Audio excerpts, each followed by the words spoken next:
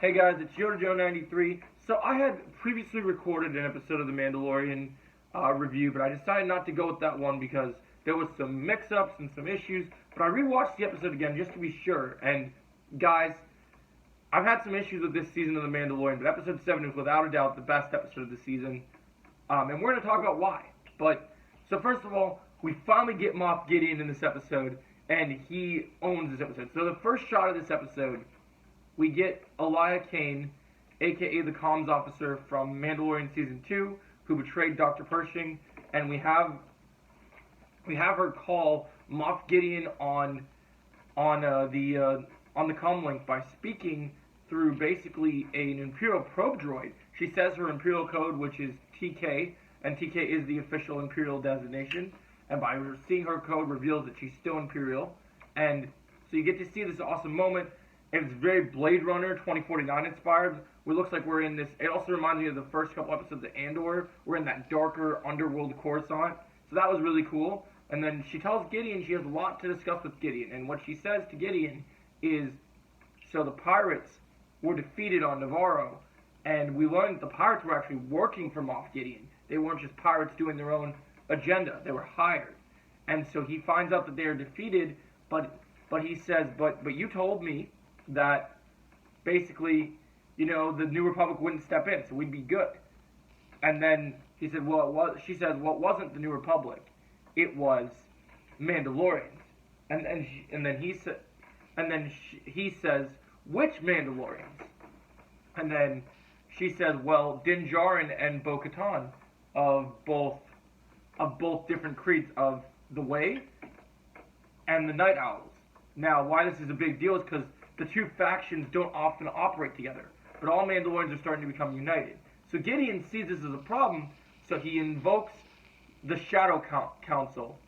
And so when he invokes them, we meet Brendol Hux, who is the father of Armitage Hux, who is General Hux from the sequels. And so he was a part of Project Resurrection / Project Necromancy, which is basically to resurrect Palpatine. And that's what this has all been leading towards. But actually, Gideon is not a part of that project. He doesn't want any part of that. He wants to have his own super Mando commando army. He wants to make basically a bunch of clones of himself with Force-sensitive abilities, which is why he scanned Grogu's DNA and all those things, which is quite fascinating. And so we see his Mando commandos, and we have this meeting with the Shadow Council, and everyone's like, where's Thrawn? Thrawn's our leader, we need to wait for Thrawn. So all these leaders are trying to kind of decide what to do, and they don't really know. So the Shadow Council is trying to do what they find is the best strategy, and they're going, okay, well, Thrawn isn't here, and then Captain Pellaeon's like, let's wait for Thrawn, because if we keep acting as warlords and staying under the radar, Thrawn will come with the grand plan. But Gideon says, no, it's time for new leadership. If Thrawn's not here, I think I will take part. Now, why this is huge is because Gideon crossing Thrawn is going to be a big mistake for him. So we're seeing this new leader. We're seeing Gideon kind of take things into his own hands, and he asks for reinforcements. So Brenthal also has access to Praetorian Guards, other reinforcements. He requests many things, and what he requests in this Shadow Council are more TIE Interceptors, which were Thrawn's squadron, and TIE Bombers for his plan. He asks for 3 Praetorian Guards, which we'll get to later in the episode. So that's cool. So it ties directly into Last Jedi. We get to see the Praetorian Guards, and this glorious battle ensues later, which we'll get to. But so episode goes on, and basically, Bo and Din are having a conversation in her ship about, are you sure this is going to go well? I mean, these two factions have never met, but what they know of each other, they hate. So basically, then they land on Navarro, and they have their cool little Imperial Star Cruiser, but with the Mythosaur painted on it. So that was so cool to see. I really enjoyed seeing that. And then they land, and first, basically, Reef Karga's talking to his droid, and like, hey, yeah, this is not what we were promised. But he's like, no, I promise you, these are the Mandalorians. These are not the Empire. So then he goes and meets up with them. He's like, I got you a gift. So he basically brought Din some fancy space alcohol as a gift. and like, thank you guys for protecting us from the pirates. You're building your enterprise bigger. This is the most Mandalorians we've seen in the show at this point. So all the Mandalorians are coming in and they're doing their thing, and it's great. And it's just fantastic to see that they've done this. So then things square up. We go and get these guys, and we come up with a plan. Like we make a deal. Okay, let's make camp. But before all that happens, Din goes back to the office to speak with Greef Karga. And when he goes back to the office, he says, "I have another gift for you." And we meet IG-12. He's like, he's safe. And then you see Babu Frick in him, gets out of the thing, goes over to Grogu, says, "Bad baby," and then walks away from him, because that's what they said to each other in the last episode they met. And then Greef Karga insists Grogu try it out. So he puts him in it. Grogu's all for it. Din's like, no, he's too young to operate this machinery. But remember, Din, even in Star Wars, Grogu is a 50-year-old baby. I think he can handle it. So he goes in the machine, and he walks around. Din doesn't like it, but the moment that Grogu gets in it, he says he wants to do it no matter what. Grogu says no, then he says yes, then he just keeps repeating yes, and Din's like, I don't like this. Then they walk around it and does a test drive in the market, looking at the fruit and everything, and then Din has to keep buying things because Grogu keeps eating. He wants to eat all the different things. It's adorable and hilarious at the same time, and it was great seeing that play out throughout the rest of the episode. So then you get to see that. Then we go back with our crew, and all the Mandalorians are getting along for the meantime, having a meal. And Bo says, okay, we're going to Mandalore. I need some volunteers to come with me and scout ahead. And so then everyone, after she says her piece, everyone from both factions says, I will. And it's basically like that Lord of the Rings moment of, when Frodo has to take the ring to Mordor. Everyone in Rivendell basically says, you have my sword, you have my axe, you have my bow. So it's a similar situation where all these other Mandalorians are at the service of Bo-Katan Kryze because she is the ruler of Mandalore right now. When she has the Darksaber, they have to listen to her. And so this was really cool that they actually pulled this off. I thought this was really, really well done, really well handled. And so I really liked this. So then we continue forward, we get in our ships, and we go to the planet. But we're warned that there's creatures and bad things, and this is going to be very dangerous. So we go to the planet, we walk around, do our thing, scout ahead. We come across a pirate vessel. Now you got Mandos on pirate ships. It really seems like the writers this year really like pirates. We got 2 episodes involving pirates, which I don't mind. I love pirates. It's great. So then you get to see. Give me a second, guys. So then you get to see. Then you get to see them. The Mandos fly off the ship when they recognize Bo-Katan, and these are the survivors of Mandalore, ever since the Night of the Thousand Tears. So that happens, and it's great. And then we're all on the ship, we go do our thing, we find that there's wounded people on the ship, and Bo basically, during everything that happens, before they make their plan, Bo has a speech. And her speech is she reveals what really happened the Night of a Thousand Tears. If you don't know, guys, the Night of the Thousand Tears is what happened in Season 1, where Mandalore was basically destroyed, and almost all the Mandalorians were killed except for those that survived from the Watch and hid in the tunnel, like the Armorer, which we'll get to her in a minute. So then, Bo reveals that while Mandalore is about to be decimated, in order to save all her people, even though she knew she couldn't trust him, she met with the ISB, who had hired Gideon, and they were working together. And Gideon did not win the Darksaber from her. Gideon took it from her because she surrendered to save her people, showing that she's this noble leader that we believe her to be. Which this is so great. I love that they did this. I think this is a great way. It makes me respect her character a lot more. I think they did a lot of good job with it. And all the Mandalorians react to this, and they're like, this is heartbreaking to hear that you guys really were just going to save us. And Din says he didn't know that. We called you selfish. We were taught bad things. And then she says, maybe I am selfish. I don't know how to unite these people. And all I have is this blade to unify them, but I don't know what to do. So then we continue forward, and Din does what he needs to do. And as you continue forward, it just gets to this crazy moment of everything happening. And then we all go to Mandalore after that. The Armorer escapes with the wounded from the ship, and she goes out of there, which I think is very sus, and we'll talk about her at the end of the review, because there's more with that. So, first, something I forgot to mention in the review before we continue. This episode is titled The Spies.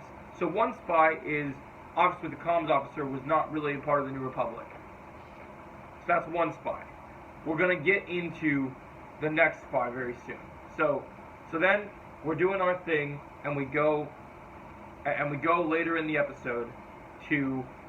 Now we're in Mandalore. We encounter this creature. We all have to take our jetpacks and go underground. But before that, we have this really cool moment where there's basically Par Vizsla and Axe Wolves of the Night Owls are basically getting into a conversation where they're playing chess, and it leads to the two of them finally coming to head. And Din asks Bo, because Din has pledged his loyalty to Bo. He's basically Aragorn here. You have my sword. Like, here we go. I'm going to serve you. Because I'm not fighting for the Darksaber. I'm not fighting for Mandalore. I'm fighting for loyalty. And your character and loyalty is true. Which I really love this quality. And it really makes you admire Din. And you really appreciate his character. They did a good job with the writing. And so then, these two are squaring off. And she says, I don't think you can step in. This was bound to happen eventually. But then, right as the battle gets heated, and it is a glorious battle. It's awesome. With Superman punches from jetpacks going in the air. A vibroblade knife fight. Many different takedowns on each other. Very successful. Paz Vizsla just keeps throwing him across the room like a ragdoll, and he's so tough. But then, Grogu steps in, and he says, no. Now, why this is important is Bo talks to Din and says, you taught your apprentice well. And then Din says, I didn't learn that. He didn't learn that from me. Now, why this is important is because we always associate Din as the one that's been teaching Grogu all these things. How to be a Mandalorian, how to live. When he walked the path of the Jedi for a little bit with Luke, though, things were learned. We know he's got new Force abilities this season because of what Luke taught him, but Luke taught him life lessons as well. And one thing Luke believed in is fighting is only necessary as a last resort. So he used the teaching from Luke to really kind of cement him and say, this is not the way. And this was really cool because it really symbolizes things in life that I really agree with, and I really thought this was handled in a mature and awesome way. I really did like it. I really thought it was something special. So you get to see that, and that was fantastic. So then we move forward, and we get to see, now we're back on the planet of Mandalore, and we're under the ground. We go down here to go find the Great Forge, because everyone says that they'll lead us to it. These other Mando pirates are like, okay, well, all the people that are together, we're going to go down here. So we go down to the forge, and we're ambushed. A battle ensures with Super Mando commandos with jetpacks. Yes, they fly now. I know it's a meme we like to toss around from the sequel trilogy, but they do. So we have Mandos, good Mandos, versus bad Mandos. And so they're shooting at them, and they realize they're outmatched, because not only are they have a lot of Mandos here, but their biggest strength is that they're all wearing Beskar armor. Well, these troopers are also in Beskar, so it's a fair fight. And so they chase the troopers into the tunnel, and then more troopers are at the end of the tunnel. And Din looks around, and he sees that there is an Imperial base here. So more troopers happen, battle ensues, the blast doors get closed, and it's Din basically standing alone and a couple Mandalorians against the remaining troopers. So Din is basically restrained by these troopers because they're different than normal stormtroopers. They are a threat. They're very skilled, and this was very well handled. And then, as the dark music plays, you see, while Din is on his knees, Gideon emerges. He says to restrain him and make sure he's disarmed so he doesn't have his weapons. Removes his helmet because he's wearing Mandalorian armor, and so his Mandalorian armor looks similar to Maul with red and black. He's got the cape still, so he's very badass, and it looks awesome. So then, he removes his helmet and reveals that his suit is a hybrid Dark Trooper Phase 3 alloyed with Beskar. So a lightsaber cannot cut this armor, which is so cool. It sets him as this intimidating war figure and in a way that we've never seen. So I really like this. I thought this was great to see. The fact that they pulled this off, and the fact that it was so well done. And so then, the battle continues, the blast doors are opened, and while they say Din to be taken away and debriefed, the battle ensues. Basically, Gideon tells Bo, you have something that belongs to me, you know? I want my Darksaber back. And she refuses to give it. She's about to give it, and then Par Vizsla says, this is the way, and they make a play to escape. The blast doors open, everyone tries fighting. Bo goes to the back of the room and takes the Darksaber and cuts open the door like like Qui-Gon Jinn from Phantom Menace, and she kicks it in. They escape. She wants Par Vizsla to escape with her, but he says, there's too many of them. I got this. This is the way. And he goes out there in a blaze of glory, badass showdown, and does what he needs to do. He goes out there in a blaze of glory, starts killing all the stormtroopers, defeats almost all of them. His gun overheats, takes out a few of the troopers are defeated, the Praetorian Guards emerge. And although he starts fighting them wielding one shield on his one brace and wielding the vibroblade on the other, he fights them, he manhandles the troopers, it's badass, but once the Praetorian Guards come, the three of them are too much for Paz Vizsla, and unfortunately he dies in an amazing warrior's death. This is the way. So first, at the end of this video, let's get a rip for Par Vizsla. He was a very interesting character, and I'm sure his son is very devastating, and this is sad, but this is good storytelling, and this is what happens. So Din is captured, the stage is set for finale. So I'll make a theory on this for you guys later today, or actually later this week, but I do think that from the finale, somebody's going to rescue Din. I think Boba's going to be the one to do it, and we will talk about that, my theory, in the next day. But overall, love this episode. It's a great penultimate episode for The Mandalorian. So many great details. Gideon's plan, the Praetorian Guards, the ties to the sequels, Brendol Hux, Captain Pellaeon, serving Thrawn. So many great things to tie into Ahsoka and the Mandoverse. This episode was incredible. I'm going to give it a 9.7 out of 10. Let me know your thoughts on The Mandalorian, Episode 7 of Season 3. And are you guys excited for the finale? If so, drop a like, share, and subscribe. And may the Force be with you.